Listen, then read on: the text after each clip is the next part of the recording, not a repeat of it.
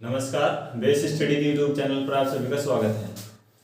आज का हमारा ये लेक्चर सुपर बैच का पहला लेक्चर है या पहली क्लास है।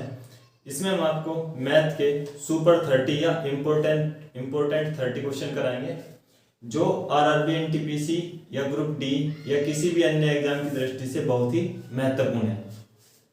चलिए पहला सवाल करते हैं हम। पहला सवाल क्या है? अनुषा एक सैंडल को इसके विक्रय मूल्य का 7/10 मूल्य पर खरीदती है और इसके विक्रय मूल्य से 10% अधिक मूल्य पर बेचती है, तो उसका लाभ प्रतिशत ज्ञात कीजिए। देखिए इसका सॉल्यूशन देखते हैं। ये 4 ऑप्शन भी लिखे हैं मैंने यहाँ पर, देखते हैं। एक सैंडल को विक्रय मूल्य का 7/10 पर खरीदती है। हम यहाँ पर मान लेंगे विक्रय मूल्य 100 मान लेंगे। विक्रय मूल्य यानी कि एसपी कितना मान लिया? 100 मान लिया। तो इसके विक्रय मूल्य के 7/10 पर खरीदती है, तो सीपी कितना हो जाएगा? 100 का 7/10। इस 1 0 से 1 0 की सीपी कितना आ गया हमारा? 10 आ गया। उसके बाद इसने कहा और इसके विक्रय मूल्य से 10% अधिक पर बेचती है। जो ये विक्रय मूल्य है 100 रुपये, इससे कितने पर बेचती है? 10% अधिक पर। इसका 10% कितना होगा? 100 का 10% 10 रुपये, यानी कि 100 की बजाय कितने में बेचती है? 110 में बेचती है। एसपी कितना आ जाएगा यहाँ से? नया 110 रुपया आ जाएगा एसपी। उसने कहा इसका लाभ प्रतिशत ज्ञात कीजिए। सीपी कितना है हमारा? 70, एसपी कितना है? 110। तो कितने रुपए का प्रॉफिट हुआ उसको? 40 रुपए का। किस पर प्रॉफिट हुआ? 70, यानी कि सीपी पर गुणा 100। ठीक है, 1 0 से 1 0 काट दिए हमने। ऊपर कितना बच गया? 400/7। काटते हैं इसको, क्योंकि ऑप्शन देखना हमको।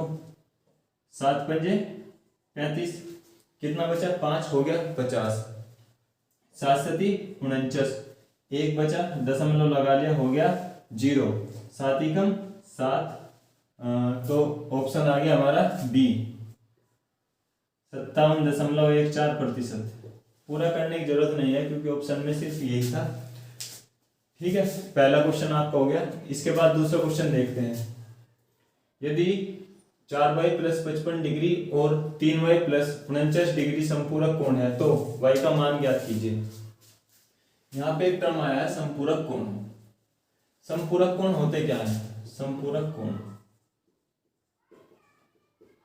यानी कि दो ऐसे कोण जिनका योगफल कितना होता है? 180 होता है। क्या कहलाता है? संपूरक कोण। यानी कि संपूरक कोण का योग कितना होता है? 180 डिग्री। इन दोनों कोणों का योग कितना हो जाएगा? 180, क्योंकि ये क्या है? संपूरक कोण है। 4y + 55 degree plus 3y + 69 degree = 180। देखते हैं। 4 और 3 7y + 55 और 69 जोड़ लेंगे। 9 और 5 14 के 4 का हासिल लगा 1, 5 और 6 11 और 1 12 बराबर 180। 7y बराबर हो जाएगा 180 - 124। ये इधर चला जाएगा ना, 124 घटा देंगे, कितना आएगा? ये 10 में से 4 के कितना बचे? 6। इधर कितना रहेगा? 7। 7 में से 2 के कितना बचा? 5 और 1 से 11। इसको काट देंगे। 7 × 8 = 56। y की वैल्यू पूछी थी इसने, y का मान बताओ। y का वैल्यू कितनी आ गई? 8, यानी कि ऑप्शन डी क्या हुआ इसका? ठीक हुआ। यहाँ पे याद रखना है संपूरक कोण क्या होता है? दो ऐसे कोण जिनका योगफल कितना होता है? 180 डिग्री होता है। तीसरा क्वेश्चन देखते हैं। एक बंटन का माध्य 18 है और मानक विचलन 7 है। विचरण गुणांक का मान ज्ञात कीजिए। विचरण गुणांक ज्ञात करने के लिए आपको इसका फॉर्मूला मालूम होना चाहिए। मैं फॉर्मूला लिख दे रहा हूं यहाँ पर। विचरण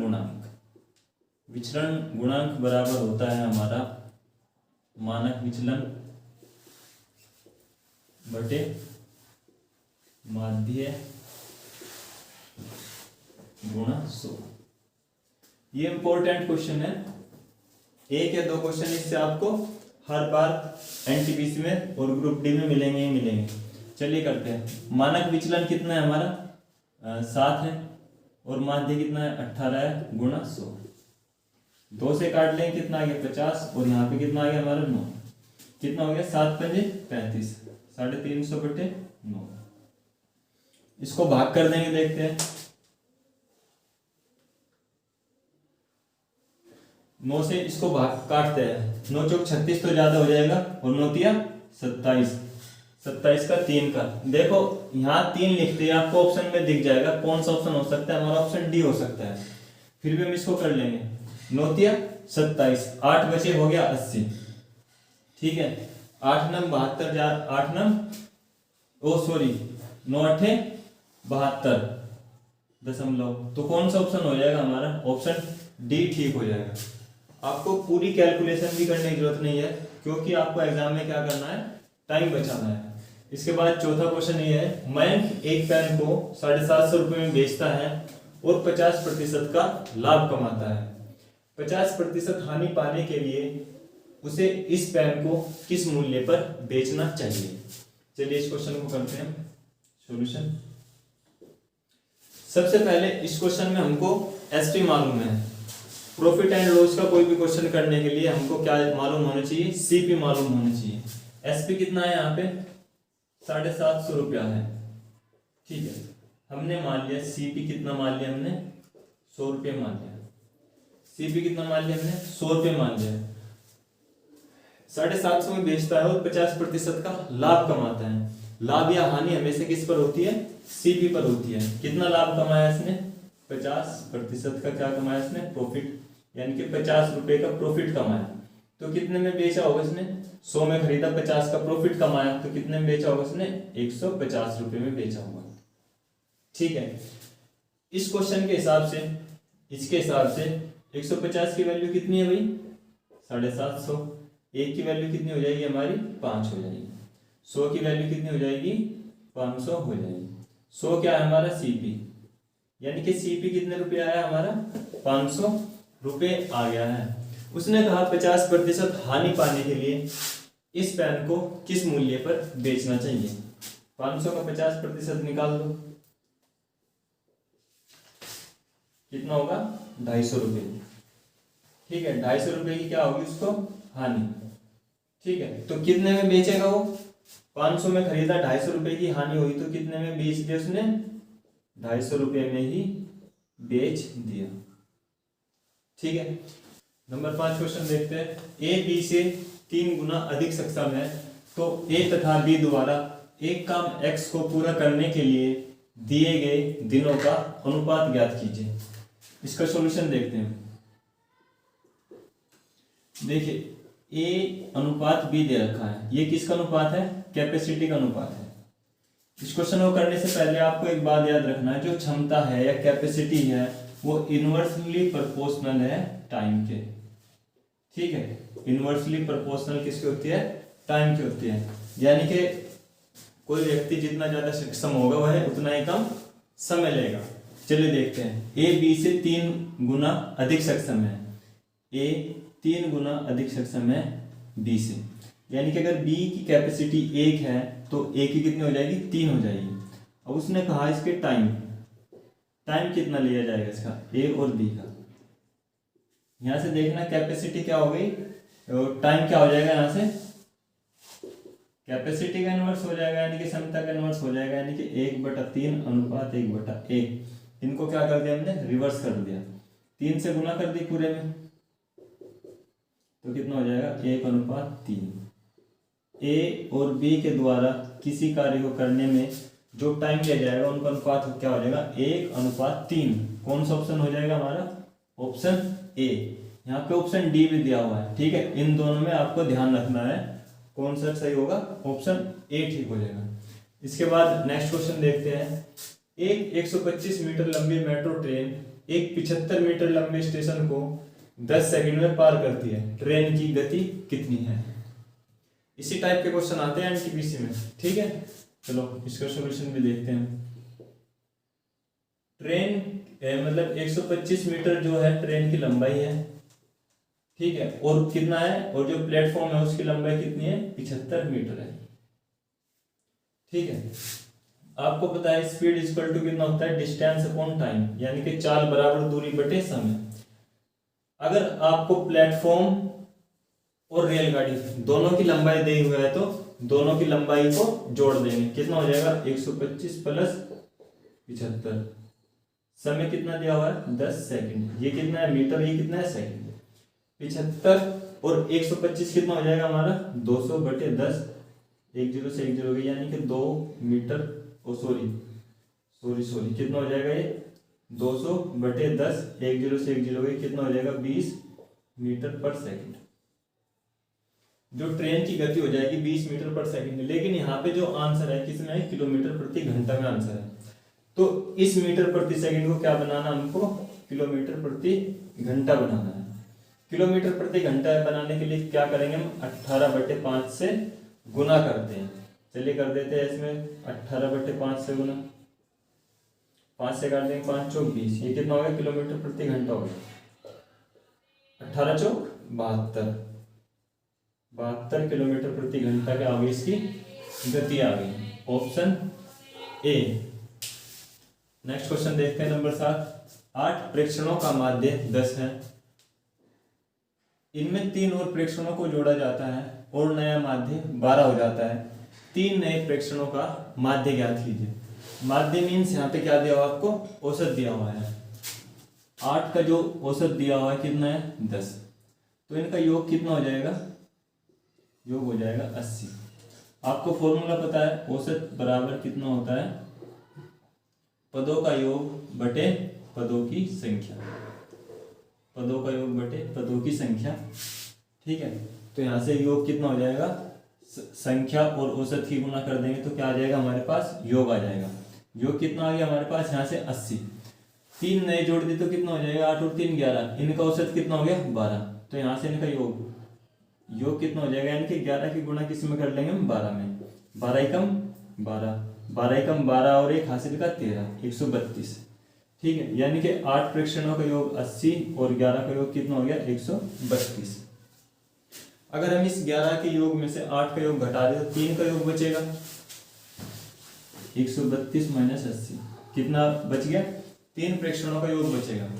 अगर हम 3 से डिवाइड कर दें तो क्या आ जाएगा, इनका 3 के 3 का क्या आ जाएगा, माध्य या एवरेज, औसत आ जाएगा। ठीक है, देखो कितना आ जाएगा, 52 बचेगा। 132 में से 80 जाकर 52 बचा बटे 3, 3 से काट देंगे, 3 एकम 3, कितना बचा 2, हो गया कितना 22, 3 से थे 21 दशमलव, कितना बचा 1 10 3 3, यानी कि 17.33 इसका क्या आया, जो 3 नए प्रेक्षण जोड़े थे उसका माध्य आया। कितना, ऑप्शन सी हमारा ठीक हो। इसके बाद नेक्स्ट क्वेश्चन देखते हैं।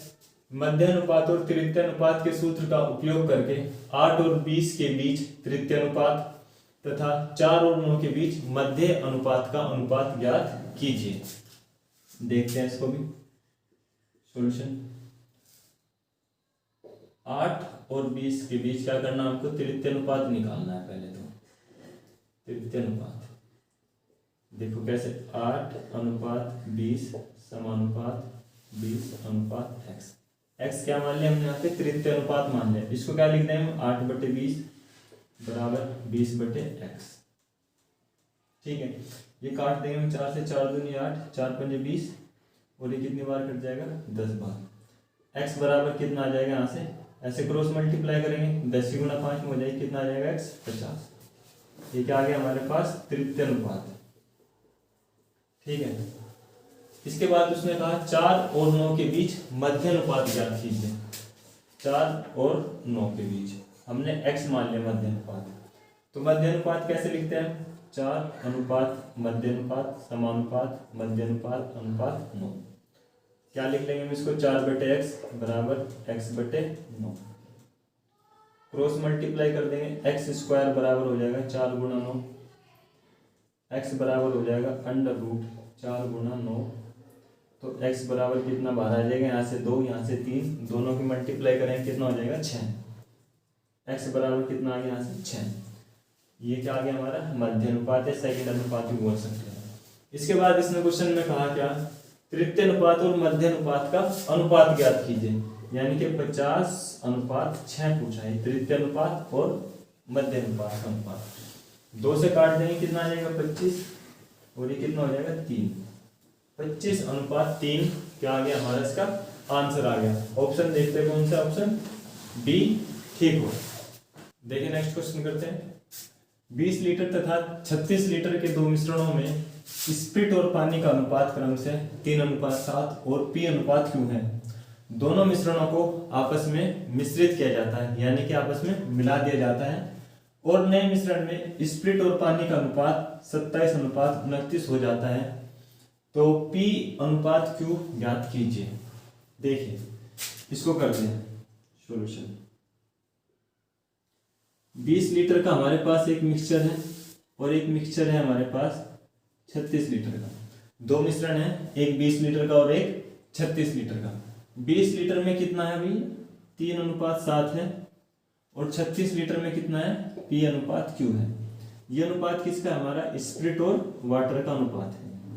स्प्रिट और वाटर का अनुपात दिया हुआ है। यहाँ से टोटल कितना हो जाएगा, ये 10 हो जाएगा। अगर मैं यहाँ से स्प्रिट निकालना चाहूँ, स्प्रिट, तो कितना आ जाएगा 20/10 गुणा 3। ठीक है, 20/10 गुणा 3, यानी कि जितना टोटल है, टोटल मिक्सचर बटे रेशियो की टोटल वैल्यू गुणा जिसका निकालना हमको 3, यानी कि 3। इससे कट जाए कितना आ जाएगा 2। तो स्प्रिट कितना आ जाएगा हमारे यहाँ से 6 लीटर, और वाटर कितना आ जाएगा यहाँ से, वाटर निकाल देंगे ऐसे 20/10 गुणा 7। वाटर कितना आ जाएगा यहाँ से 14 लीटर, 2 बार कटेगा, यानी कि 6 लीटर स्प्रिट आ गया और 14 लीटर क्या आ गया हमारा वाटर आ गया। ठीक है, इसमें हम कुछ नहीं कर सकते। P और Q की वैल्यू हमको निकालनी है। इन दोनों को जोड़ते हैं, इन दोनों को जोड़ते हैं, यानी कि इन दोनों को मिक्स करते हैं, तो टोटल मिक्सचर कितना हो जाएगा हमारा 20 लीटर ये और 36 लीटर ये, कितना हो जाएगा हमारा 56 लीटर हो जाएगा। टोटल मिक्सचर कितना हो जाएगा 56 लीटर। इस 56 लीटर में देख लेंगे हम स्प्रिट और पानी का अनुपात कितना है 27:29 है। 27:29 क्या है स्प्रिट और वाटर। टोटल जो अनुपात है कितना है वो देख लेंगे। 27 और 29 जोड़ देंगे, 7 और 9 16, हासिल लगा 1, 2 और 2 4 और 1 5, यानी कि टोटल कितना है 56 है। तो स्प्रिट कितना आ जाएगा यहाँ से, स्प्रिट 56 लीटर। तो ये हमारा मिक्सर गुणा किसका निकालना हमको, स्प्रिट का 27/56। 56 से 56 गया, स्प्रिट कितना आ गया हमारा 27, और ऐसे ही वाटर कितना आ जाएगा यहाँ से हमारा 29 गुना 56 गुना 29/56, तो कितना आ जाएगा 29 लीटर वाटर आ जाएगा, और 27 लीटर क्या आ जाएगा हमारा स्प्रिट आ जाएगा। अब हमको P/Q की वैल्यू बतानी है। देखिए टोटल जो मिक्सचर है उसमें 27 लीटर क्या हमारा स्प्रिट है, और उसमें से 6 लीटर क्या है इसका स्प्रिट है। तो कितना बचा यहाँ से 27 में से 6 गए, कितना बचा 21 लीटर स्प्रिट बचा। इधर कितना है 14 लीटर, और इधर कितना है टोटल 29 लीटर। 29 में से 14 ये कितना बचा 15 लीटर। ये किसकी वैल्यू आ गई P/Q की वैल्यू आ गई, क्योंकि जो बचा हुआ ये इसका ही तो होगा। काट देंगे, किससे कट जाएगा 3 से, 3 से 21 और 3 पंजे 15, 7:5 है क्या। ऑप्शन सी ठीक हुआ हमारा 7:5। ऑप्शन ध्यान रखना है 5:7 नहीं, 7:5। स्प्रिट और वाटर का आया है, अगर वाटर और स्प्रिट का पूछता तब 5:7 होता। ठीक है, ऑप्शन सी इसका ठीक हुआ। इसके बाद नेक्स्ट क्वेश्चन करते हैं। यदि एक त्रिभुज के कोणों का अनुपात 1:4:7 है, तो सबसे बड़े कोण तथा सबसे छोटे कोण का योग का सबसे छोटे कोण से अनुपात ज्ञात कीजिए। यानी कि जो सबसे बड़ा कोण है और सबसे छोटा कोण है, उन दोनों को जोड़ने के बाद जो सबसे छोटा कोण है उसके साथ क्या बताना है आपको, अनुपात बताना है। चलिए देखते हैं, इसका सॉल्यूशन भी करते हैं। 1:4:7 दिया हुआ है। ठीक है, 1:4:7 दिया हुआ है। आपको पता है त्रिभुज के तीनों कोणों का योगफल कितना होता है 180। अनुपात में टोटल कितना अनुपात है 4 और 1 5 और 7 12, यानी कि इस 12 की वैल्यू कितनी है 180, क्योंकि 180 डिग्री होता है ना तीनों कोणों का योगफल। एक की वैल्यू कितनी आ जाएगी, 180 को 12 से भाग कर देंगे, कितना आ जाएगा, 12 एकम 12, 6 बचा, हो गया 60 और 12 पंजे 60। एक की वैल्यू कितनी आ गई, 15 डिग्री आ गई। सबसे छोटा कौन कौन सा हमारा ये, यानी कि 15 डिग्री। उसके बाद सबसे बड़ा कौन कौन सा हमारा ये। तो 7 की वैल्यू कितनी हो जाएगी, 15 गुना 7। 15 की 7 में गुना करते हैं, 7 पंजे 35 का 5 का, हासिल कितना लगा हमारा 3। 7 ही कम 7 और 3 10, 105 डिग्री। ठीक है। इसके बाद क्वेश्चन में कहा क्या इसने, सबसे बड़े कोण तथा सबसे छोटे कोण के योग, यानी कि इन दोनों को जोड़ना है, कितना आ जाएगा 15 और 105 120। और सबसे छोटे कोण से अनुपात ज्ञात करना, सबसे छोटा कोण कितना है 15। ठीक है, काट देंगे, कट जाएगा, देखो 15 से ही कट जाएगा ये, 15 ही कम 15 और 15 अट्ठे 120। ठीक है, क्या अनुपात आ गया 8:1। कौन सा ऑप्शन ठीक हुआ हमारा, ऑप्शन ए ठीक हुआ। नेक्स्ट क्वेश्चन देखते हैं, क्वेश्चन नंबर 11। ए किसी काम को 10 दिनों में, बी 15 दिनों में और सी 20 दिनों में कर सकता है। ए और बी ने 4 दिनों तक एक साथ मिलकर कार्य किया और उसके बाद ए के स्थान पर सी आ गया। कितने दिनों में संपूर्ण कार्य समाप्त होगा। इस क्वेश्चन का सॉल्यूशन देखते हैं। देखिए, ए किसी कार्य को 10 दिनों में करता है, बी 15 दिनों में और सी 20 दिनों में कर सकता है। इस 10, 15 और 20 इनका क्या ले लेंगे हम, एलसीएम। एलसीएम कितना आएगा 60 आ जाएगा। एलसीएम लेना पता है आपको, जो सबसे बड़ी संख्या होती है उसका क्या करो, पहाड़ा पढ़ो। 20 ही कम 20 नहीं कटेगा, 15 रह जाएगा ना, 20 दूनी 40, 15 रह जाएगा, 20 तिया 60, तो ये सब के सब कट जाएगा। तो इसको क्या कर दो, ये क्या हो गया हमारा टोटल वर्क आ गया। ठीक है, इसको कर दो इससे डिवाइड, 10 से डिवाइड करेंगे कितना है 6, 15 से डिवाइड करेंगे कितना है 4, 20 से डिवाइड करेंगे कितना है 3। ठीक है, ये हमारा आ गया पर डे वर्क। क्या आ गया, पर डे वर्क। अब देखते क्वेश्चन में क्या कहा है। ए और बी 4 दिनों तक एक साथ मिलकर कार्य करते हैं। ए और बी यानी कि पर डे कितना काम कर रहे हैं दोनों मिलकर, 10 काम करते हैं पर डे। एक साथ मिलकर 4 दिन तक काम करते हैं, तो कितना काम कर देंगे, 20 काम कर देंगे 4 दिन में। वो सॉरी 40 काम कर देंगे 4 दिन में। कितना काम कर देंगे, 40 काम कर देंगे 4 दिन में। तो कितना काम बच जाएगा भैया, 40 घटा देंगे टोटल में से, यानी कि 20 वर्क रह जाएगा रिमेनिंग हमारा।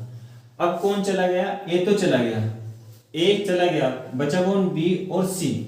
बी और सी पर डे कितना काम करते हैं मिलकर, 7 काम करते हैं। कितना काम करना है इनको, 20। तो 20 काम करने में इनको कितना दिन लगेगा, 20/7 दिन। ठीक है, तो टोटल जो टोटल वर्क है 60, इसको पूरा करने में कितना दिन लगेगा, 4 दिन यहां पर लगे 4 प्लस 20/7 दिन यहां पर लगे 20/7। ठीक है, ऐसा तो कोई ऑप्शन में नहीं है, तो ऐसे इसका एलसीएम ले लेंगे, 7 चौक 28 प्लस 20/7, 48/7 दिन। 48/7 दिन, ऑप्शन बी हमारा क्या हुआ यहाँ पर सही हुआ।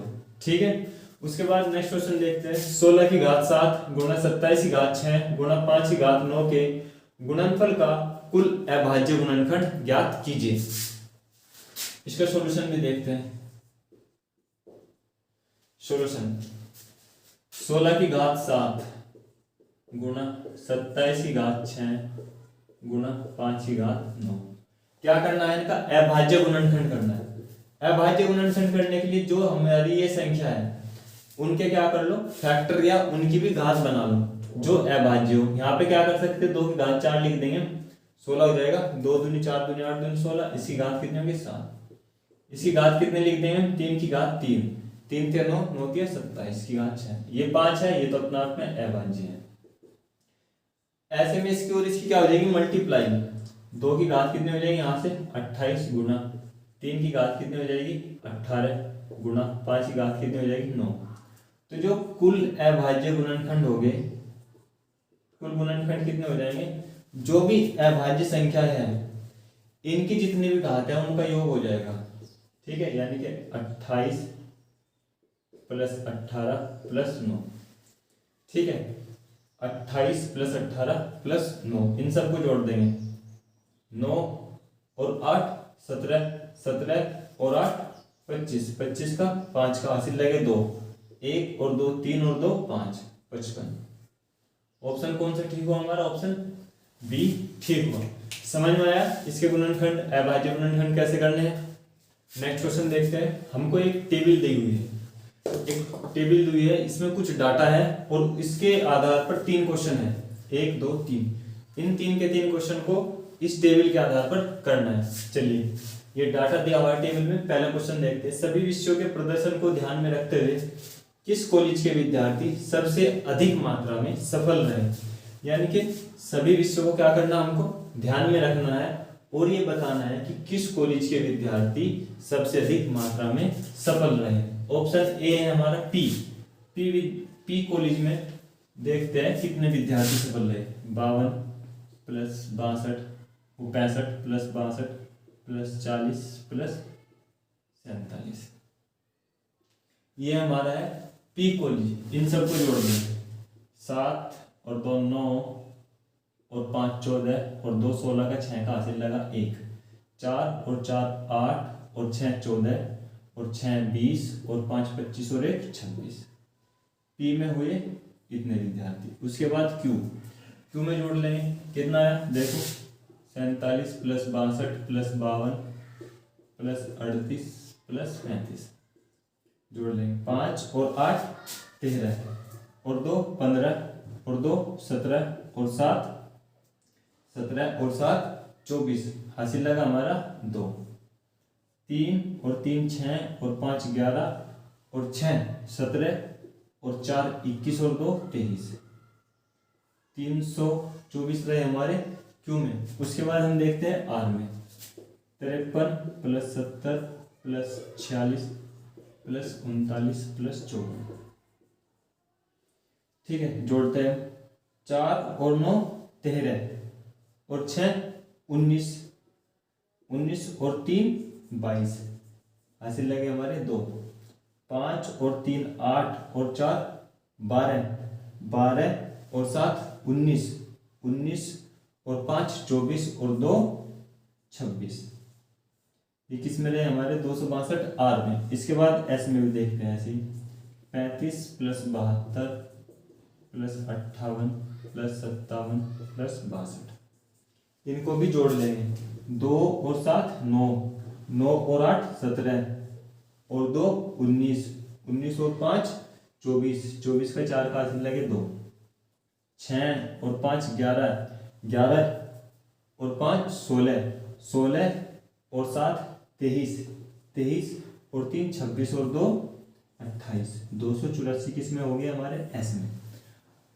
अब आपके सामने ये एक डाटा आ गया हर कॉलेज का। पी क्यू आर एस 4 के 4 कॉलेज का आ गया।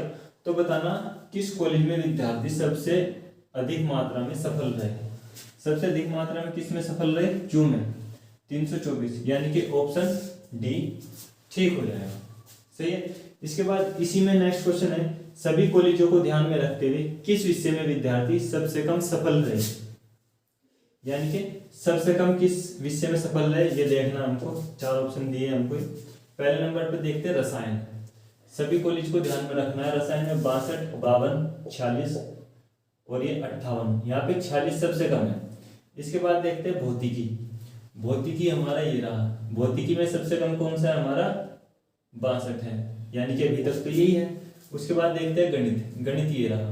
गणित में सबसे कम कौन सा है? 35, यानी कि अभी तक सबसे कम कौन सा हो गया? 35। उसके बाद वनस्पति। वनस्पति में सबसे कम कौन सा है? 38, यानी कि ऑप्शन कौन सा हुआ? सी ठीक हुआ। सबसे कम सफल जो विद्यार्थी रहे गणित विषय में रहे और एस विद्यालय के रहे, एस कॉलेज के विद्यार्थी रहे गणित में। इसके बाद देखते हैं ये तीसरा क्वेश्चन है इसी पर आधारित। सभी कॉलेजों को ध्यान में रखते हुए किन समूह के संयोजन में विद्यार्थी सबसे कम मात्रा में सफल रहे? ठीक है, सबसे पहले हम देखते हैं गणित में। गणित में सभी कॉलेजों में, ठीक है, गणित में सभी कॉलेजों में इनको जोड़ देंगे हम। 2 और 7 9 9 और 3 12 12 और 5 17 का 7 का हासिल लगा 1 उसके बाद 5 और 4 9 और 5 14 और 3 17 और 1 18, गणित में 187। उसके बाद हम भौतिकी देखते हैं। भौतिकी को जोड़ देंगे हम ऐसे ही, 5 और 2 7 और 2 9, 6 6 12 और 7 19 और 7 26। उसके बाद जोड़ते हैं हम रसायन को, 2 2 4 और 6 10 और 8 18 का 88 लगा 1, 6 और 5 11 और 4 15 और 5 20 और 1 21। उसके बाद हम जोड़ते हैं वनस्पति को। वनस्पति को जोड़ते हैं हम, 8 और 9 17 17 और 7 24, हासिल लगा 1 3 और 3 6 ओ सॉरी 4 और 3 7 और 3 10 और 5 15 और 1 16। उसके बाद बचा जीव। जीव विज्ञान को जोड़ते हैं, 7 और 5 12 और 4 16 और 2 18 का 8 का हासिल लगा 1, 4 और 3 7 और 5 12 और 6 18 और 1 19। ये सब क्या करते हैं, हमने जोड़ दिया। गणित में इतने टोटल, भौतिक में इतने, रसायन में इतने, वनस्पति में इतने, जीव में इतने। अब देखते हैं ऐसा कौन सा संयोजन है, यानी कि ऐसा कौन सा जोड़ा है जिसमें सबसे कम मात्रा में छात्र सफल रहे। अगर हम रसायन और वनस्पति इन दोनों को जोड़कर देखते हैं कितना आएगा, 8 और 4, इसमें यहीं पे लिख दे रहा मैं, 8 और 4 12 का 2 का हासिल लगा 1, 6 और 1 7 और 1 8 और 2 और 1 3, 382। इसके बाद भौतिक और रसायन, भौतिक और रसायन को जोड़ते हैं, 9 और 8 17 का 7 का हासिल लगा 1, 6 और 1 7 और 1 8, 2 और 2 4। इसके बाद जीव और वनस्पति को जोड़ते हैं, जीव और वनस्पति, 8 और 4 12 का 2 का हासिल लगा 1, 9 और 6 15 और 1 16 हासिल लगा 1 और 1 2 और 1 3। इसके बाद जोड़ते हैं गणित और भौतिकी। गणित और भौतिकी इसको जोड़ देंगे, 9 और 7 16 हासिल लगा 1, 8 और 6 14 और 1 15 हासिल लगा 1 2 और 1 3 और 1 4। ठीक है, सबसे कम संयोजन किसका है, जीव और वनस्पति का। इसमें कुल कितने हैं, 362 है, बाकी में कितने 382 400 और इसमें 456। ऑप्शन कौन सा हुआ हमारा, ऑप्शन सी ठीक हुआ। नेक्स्ट क्वेश्चन देखते हैं। साधारण ब्याज की निश्चित दर पर 800 रुपये 3 वर्ष में 956 रुपये हो जाता है। यदि इसी अवधि में यह मूलधन 1052 हो जाता है तो ब्याज की दर में वृद्धि का प्रतिशत ज्ञात कीजिए। देखते हैं इसका सॉल्यूशन। हमारे पास मूलधन कितना है, 800 रुपये, टाइम कितना है हमारे पास, 3 वर्ष, और जो अमाउंट हो गया है 3 वर्ष में कितना हो गया है, 956 रुपये हो गया है। ठीक है, ब्याज SI साधारण ब्याज 3 साल में कितना मिला, 800 था, कितना हो गया 956, 156 रुपये का ब्याज मिला। 1 साल में कितना मिलेगा, 156/3 यानी कि 3 पंजे 15 और 3 दूनी 6, 52 रुपये का क्या मिला, 1 साल में ब्याज मिला। ये 52 रुपये का ब्याज मिल गया हमको 1 साल में। अब यहाँ से हम क्या निकाल लेंगे, दर निकाल लेंगे। 800 का 8% इसके बराबर होगा 52 के, 2 जीरो से 2 जीरो गई, R बराबर कितना होगा 52/8। 8 से हम इसको काट देंगे, 8 से काटते हैं हम इसको, 8 छंग 48 लगा दिया, 0.4 बचे, हो गया 40, 8 पंजे 40, यानी कि 6.5% का क्या हुआ, रेट आया। उसके बाद इसने कहा यही अवधि है, यानी कि 3 ही साल है, और जो ये मूलधन 800 था कितना हो गया 1052, तो यहाँ पे ब्याज कितना मिला है, 252 रुपये का ब्याज मिला है। 3 साल में अब कितना ब्याज मिल रहा है, 252 का। 1 साल में कितना मिलेगा, 352/3 यानी कि सॉरी 252 लिखना है, 252 का, तो 3 साल में कितना मिलेगा, 1 साल में कितना मिलेगा 252/3, 3 8 24 और 3 चौक 12, 84 रुपये का ब्याज हर साल मिलेगा। इस 84 को भी देख लेंगे, 800 का 8% कितना है 84, 2 जीरो से 2 जीरो गई, R बराबर कितना आ जाएगा 84/8। 8 से काट देंगे, 8 दही 40, दशमलव लगाया और 8 पंजे 40, यानी कि 10.5% क्या आ गई यहाँ पर रेट आ गई। पहले कितनी थी रेट 6.5, अब कितनी हो गई 10.5। तो यहाँ से यहाँ कितना इंक्रीमेंट या वृद्धि हुई 4% की दर में वृद्धि हुई। ऑप्शन सी हमारा ठीक हुआ। इसके बाद देखते हैं, एक बेईमान दुकानदार किसी सामान को 85 रुपए की जगह 100 रुपए में बेचता है और इसके क्रय मूल्य पर बेचने का दावा करता है, उसका लाभ प्रतिशत बताओ। कोई एक बेईमान दुकानदार है, वो 85 रुपए की जगह उस वस्तु को 100 रुपए में बेचता है और ऐसा कहता है कि मैं जितने में लाया था उतने में आपको दे रहा हूँ। ठीक है, 85 रुपए की जगह 100 रुपए में बेचता है। ठीक है, और कहता है कि मैं इसको क्रय मूल्य पर ही बेचता हूँ। 85 रुपए की जगह 100 में बेचता है। कितने का फायदा कमाया उसने 15 का। किस पर फायदा कमाया उसने 85 पर। परसेंटेज ज्ञात करना है गुना 100। ठीक है, 5 से काट देंगे, 5 से 15 और 5 ही कम 5 और 5 सत्ते 35। ऊपर कितना हो गया 300/17। 17 से काटते हैं इसको, 17 ही कम 17, कितना बचा 13 हो गया, कितना 30। 17 सत्ते 119, 119 माइनस कर लेंगे, कितना बचा 1 और 1 11 बचा। दशमलव लगाया और बढ़ा ली कितनी 0। 17 छिक्का 102, यानी कि 17.6 के आसपास आ गए। ऑप्शन कौन सा हुआ हमारा, ऑप्शन ए ठीक हुआ। इसके बाद देखते हैं नेक्स्ट क्वेश्चन। सबसे बड़ी एवं सबसे छोटी भिन्न के बीच अंतर ज्ञात कीजिए। आपको 4 भिन्न दी हुई है, इनमें जो सबसे बड़ी है और जो सबसे छोटी है उनके बीच का क्या करना है, आपको अंतर ज्ञात करना है। चलिए देखते हैं सॉल्यूशन। 3/5, 5/9, 7/9 और 2/5। इसको करने के 2 तरीके आपके पास। या तो आप इसको डिवाइड कर करके देख लो, सबसे बड़ी कौन सी है सबसे छोटी कौन सी है, या जो इनका हर है उसको क्या कर लो, सभी को बराबर कर लो। यानी कि 5 का और 9 का क्या ले लो आप, एलसीएम ले लो। कितना आ जाएगा 45 आ जाएगा। ठीक है, 5 का और 9 का एलसीएम ले लिया, कितना आ गया 45 आ गया। चलो इसको 45 बनाने के लिए क्या करना पड़ेगा, 9 से ऊपर नीचे गुना, 9 से 27/45। ऐसे इसको देख लेंगे, कितना नीचे 45 लिख देंगे, ऊपर कितना आ जाएगा 25। इसमें कितना आ जाएगा, ऊपर 35 आ जाएगा, नीचे 45 आ जाएगा, और इसमें ऊपर 18 आ जाएगा और नीचे 45 आ जाएगा। ठीक है, इसके बाद देखो सबसे बड़ी और सबसे छोटी। सबसे छोटी हमारी ये, जिसका अंश सबसे छोटा होगा वो सबसे छोटी, और जिसका अंश सबसे बड़ा होगा वो सबसे बड़ी। ठीक है, यानी कि सबसे छोटी भिन्न हमारी ये है और सबसे बड़ी भिन्न हमारी ये है, 7/9 और 2/5। ठीक है, हमको पता चल गई सबसे छोटी और सबसे बड़ी। इनका अंतर ज्ञात करना है, माइनस का साइन लगाया। एलसीएम कितना है 45, यहाँ से कितना आ गया 7 पंजे 35 माइनस 9 दूनी 18, कितना आ गया 15 में से ये 35 में से 18 के बचे 17, 17/45। ऑप्शन सी, यानी कि इन दो जो सबसे छोटे और सबसे बड़ी भिन्न के बीच का अंतर कितना है 17/45 है।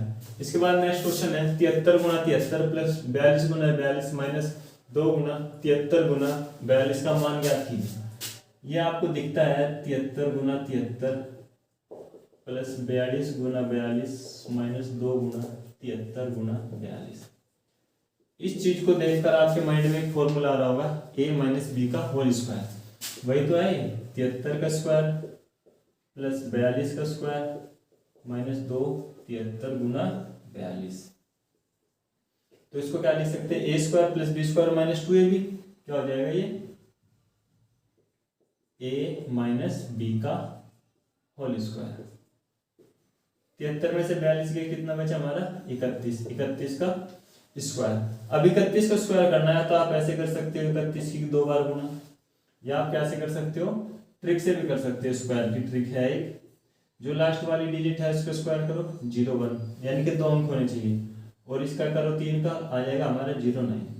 इसकी गुणा इसमें कर लो 2 3 ही कम 3, और फिर इसमें 3 दूनी 6, इधर से लिख देंगे 1 अंक छोड़कर। अब सबको जोड़ दो 1 6 9, कितना आ गया 961 आ गया। अगर आपकी समझ में नहीं आया तो 2 बार आप गुना कर सकते हो। कैसे, ये आ गया 31 और यहाँ से आ गया हमारा ये 1 6 9। तो ऑप्शन ए सही हुआ। देखते हैं अब नेक्स्ट क्वेश्चन देखते हैं। कोस ए बराबर 12/13, तो साइन ए इंटू 1 माइनस टेन ए की वैल्यू ज्ञात करनी है। कोस ए बराबर 12/13। कोस ए या कोस थीटा को हम क्या बोलते हैं? आधार बटा कर्ण। एक हम डायग्राम बना लेंगे, ठीक है, त्रिभुज बना लेंगे। आधार कितना है 12, कर्ण कितना है 13। ये हमारा एंगल कौन सा है? ए। इसको बी और सी ले लिया हमने, ठीक है। पाइथागोरस प्रमेय जब आप लगाओगे इसमें, पाइथागोरस प्रमेय क्या होता है? कर्ण का वर्ग बराबर लंब का वर्ग प्लस आधार का वर्ग। कर्ण कितना है? 13 का वर्ग। लंब कितना है? हमको x मान लिया हमने, प्लस आधार कितना है? 12 का वर्ग। 13 का वर्ग 169, एक्स स्क्वायर प्लस 144। यहाँ से x बराबर कितना आ जाएगा? 5 आ जाएगा। ये 5, 5 12 13। ये एक ट्रिपलेट भी है, ये एक ट्रिपलेट भी है। आपका यहाँ से x कितना आ गया? 5 आ गया, यानी कि लंब की वैल्यू कितनी आ गई आपके? 5 आ गई। यहाँ से आप साइन ए निकाल सकते हो। साइन ए कितना होता है? लंब बटे कर्ण। लाल बटा काका सुना होगा आपने। लंब कितना है? 5 और कर्ण कितना है? 13। उसके बाद आप tan ए निकाल सकते हो यहाँ से। ये क्या होता है हमारा? लंब बटे आधार। लंब कितना है? 5 और आधार कितना है? 12। ये और ये। अब हमको इसकी वैल्यू निकालनी है। साइन ए इंटू 1 माइनस tan ए। साइन ए की वैल्यू कितनी है? 5/13 इंटू 1 माइनस 5/12। ये tan ए की वैल्यू है 5/13। ये कितना आ जाएगा? 7/12। ठीक है। इसके बाद कितना हो गया? 7 पंजे 35, ठीक है। और 13 दूनी 26 का 6 का हासिल लगे 2। 13 कम 13 और 2 15। 35/156। ऑप्शन डी हमारा ठीक हुआ, 35/156। इसके बाद नेक्स्ट क्वेश्चन है, यदि 2x माइनस 2x की power x minus 1 equal to 8 है, तो इस चीज की हमको वैल्यू बतानी है 2x square plus 4x plus 3 की। देखिए यहाँ से कॉमन आ जाएगा हमारा 2x की पावर x माइनस 1। यहाँ से कितना बचेगा? फिर 2 बचेगा, और यहाँ से कितना बचेगा? 1 इक्वल टू 8। ये 2 माइनस 1 गया, 1 हो जाएगा, यानी कि 2 की पावर x माइनस 1 बराबर 8 को क्या लिख सकते हैं? 2 की घात 3।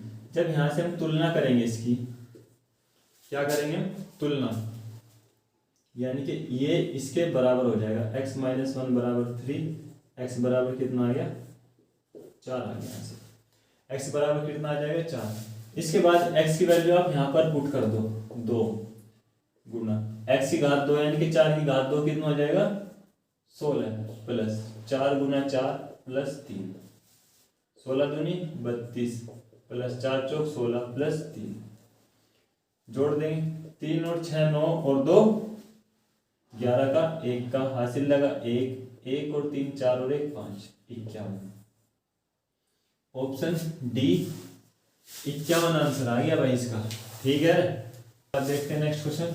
एक बैंक में 10,000 रुपए का मूलधन 10% वार्षिक दर से कितने समय में 13,310 रुपये हो जाएगा, जबकि ब्याज वार्षिक चक्रवर्धित होता है। ठीक है, यानी कि जो हमारा मूलधन है 10,000 रुपये है, वो अमाउंट होना है कितना? 13,310 रुपये का। 13,310 रुपये का अमाउंट हो जाएगा, तो यहाँ पर जो कंपाउंड इंटरेस्ट यानी कि ब्याज मिलेगा हमको 3,310 रुपये का मिलेगा। ठीक है, आपने रेशियो मेथड पढ़ा होगा। अगर हमको 2 साल का ब्याज निकालना है चक्रवर्ती, तो अनुपात होता है 2:1। 3 का निकालना है तो अनुपात होता है 3:3:1। 4 का निकालना है तो क्या होता है 4:6:4:1। ठीक है, अब देखते हैं 10,000 रुपये है हमारा, रेट कितना है 10%। इसका 10% निकालेंगे हम, कितना आ जाएगा? 10,000 का 10% 1,000। फिर इसका 10% निकालेंगे, कितना आ जाएगा हमारा? 100। अब देखते हैं हमको ये ब्याज चाहिए। अगर ये 2 साल में ब्याज चाहिए, यानी कि 2 और 1 यहाँ लिखेंगे, इन दोनों के आपस में क्या करेंगे? गुणा। 2,000 तो ये हो गया, और 100 ही हो जाएगा, यानी कि 2 साल में कितना ब्याज मिलेगा 2100। लेकिन हमको ब्याज कहाँ तक जाना है 3310 तक। फिर इसका 10% निकाल देंगे हम, कितना आ जाएगा इसका 10%, 10। 3 साल का फॉर्मूला लगाएंगे, 3 3 1, इनकी आपस में गुणा कर देंगे, 3000 हो गया, ये 300 हो गया, और ये कितना हो गया 10, सबको जोड़ देंगे तो कितना आ जाएगा 3310 रुपये का ब्याज आ जाएगा। कितने साल में आए 3 साल में आया, तो कौन सा ऑप्शन ठीक हो गया हमारा, ऑप्शन बी ठीक हुआ। ये हमारा लास्ट क्वेश्चन है भाई। एक महाविद्यालय में 30 विद्यार्थी एक परियोजना का 60% 5 दिनों में बना सकते हैं। MDH का आपने फॉर्मूला पढ़ा होगा।